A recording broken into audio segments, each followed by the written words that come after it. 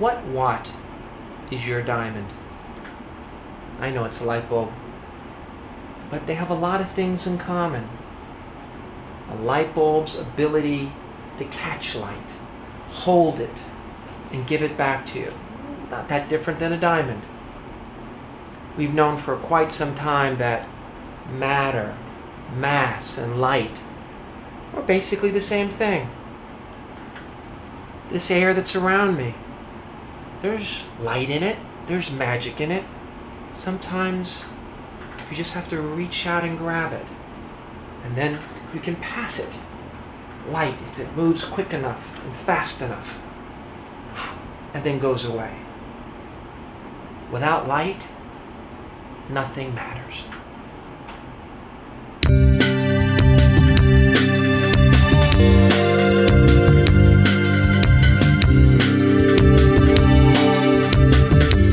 So, you walk into a jewelry store and you say, this is the carat weight I want, this is the clarity I want, this is the color I want, this is the cut I want. The 4 C's, that's going to help me purchase a diamond. Maybe it is, maybe it isn't.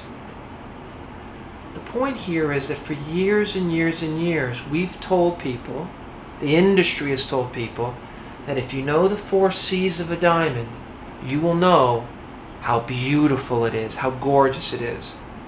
And I'm sorry to tell you, but that's a big lie. You can have a big diamond that's white and clean and looks like it's well proportioned and it not sparkle a bit. You know what the #1 complaint a woman has about her diamond? Well, it isn't size. That's number 2. The #1 complaint is, my diamond's not bright enough. So let's put diamonds aside for just a second. Let's think about, we were shopping for light bulbs. Would you really go into the light bulb store and say, gee whiz, I think the bigger the light bulb is, the brighter it's going to be?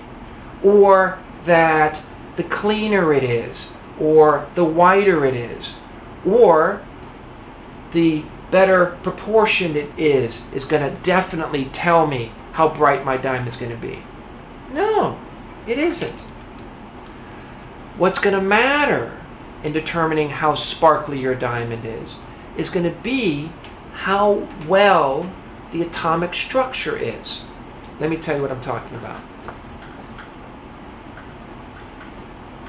In this, what you'll see is a bunch of buckyballs that have all been attached together to represent carbon atoms.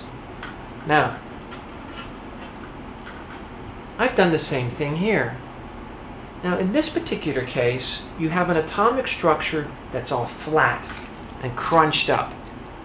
Well, there are diamonds, macles and flats, that when they were in the earth, maybe 200-300 million years, too much pressure, too much heat, they all got crunched up. But every now and again, you would get diamonds that grew in a beautiful, perfect cubic system. These would grow octahedron or full-term rough. It's funny. People walk into jewelry stores, like I said, and they ask, what are my 4 C's? What they should be asking is, wait a minute, what type of rough did the diamond come from? Did it come from full-term rough? Did it come from what's called preemie rough, which means it didn't spend long enough in the earth to grow properly? These are the macles and the flats. They're almost, in many cases, shaped like tortillas. No, if you take a look over here, what you'll see is there's 2 light bulbs that we've got going on. And yeah, one of them is bigger than the other, and one is smaller.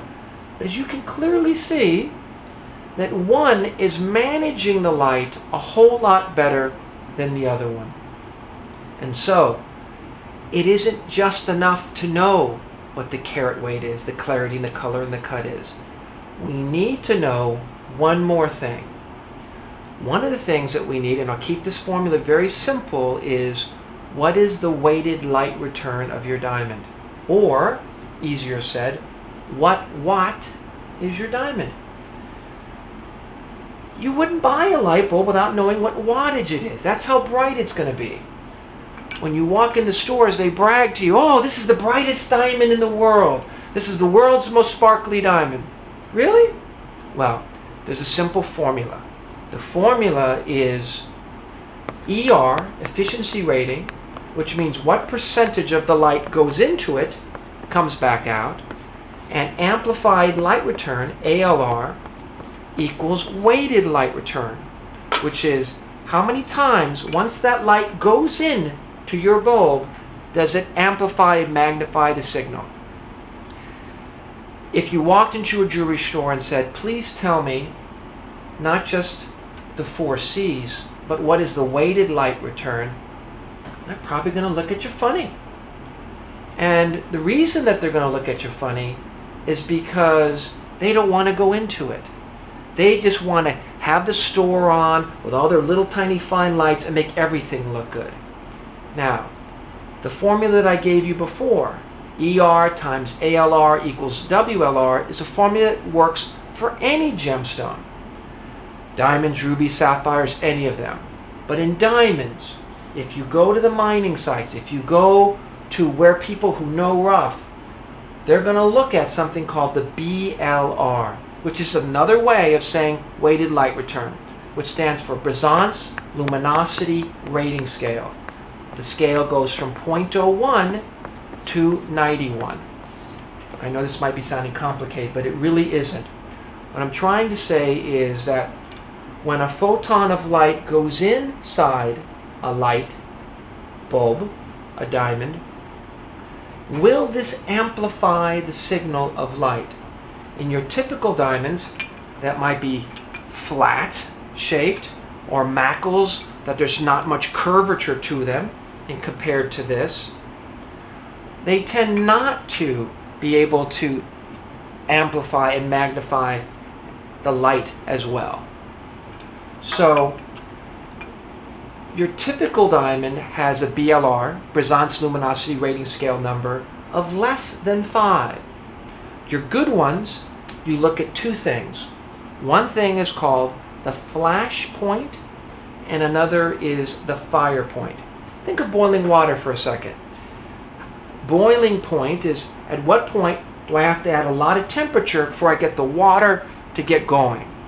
Well, diamonds, carbon atoms are no different. The question is, how much frequency of light do I need to hit this diamond with so I get it to explode? So people say to me, Fred, how can I know if my diamond is a full-term rough and it's been in the ground 800 million years versus a preemie that hasn't? Well, remember the difference. Look, here's 2 batches of cotton candy, and we can see that they're about the same size. The way to really think about this is density. If I take this one and I crunch it and I flatten it out, well, hopefully it won't fall apart like this. What you'll see is I've got this flat piece and I still got this big piece. This is what a macle or flat looks like. The temperature and the pressure of the earth was so intense, it crunched it up. It's really dense. This is the good piece of rough, the full-term piece of rough that hasn't been compressed and flattened. Now, if we go over here to the computer, what we can see is that there are 4 classes of cut. Remember that. If a diamond is a class 1 or class 2, it's cut from the full-term rough, not the macle or the flat. So here we've got one, this is a ray tracing experiment. We've got 1 ray of light coming in the model. And notice how the light is being held together pretty good. We're losing about 9% of light.